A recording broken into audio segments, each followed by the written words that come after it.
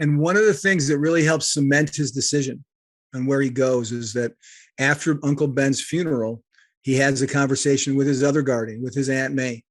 And Aunt May, Peter's distraught, and Aunt May doesn't know exactly why. She doesn't know anything about Spider-Man, anything about the wrestling match, but she knows Peter's upset, and she understands that because how important Uncle Ben has been to his life.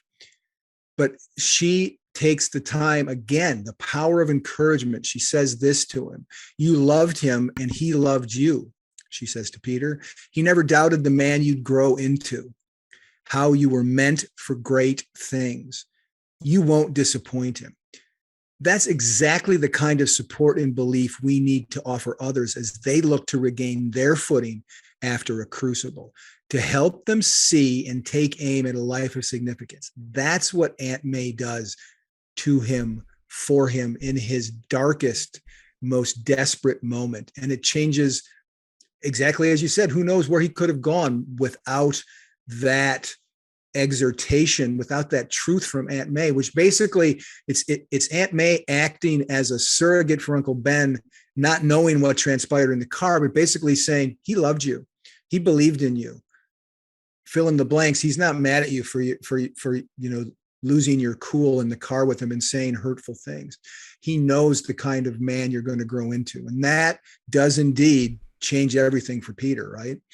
Absolutely. I mean, I guess the thought that occurs to me is that we all need Aunt Mays in our life. We need people in our lowest moments when we might be on the edge of a self-destructive spree.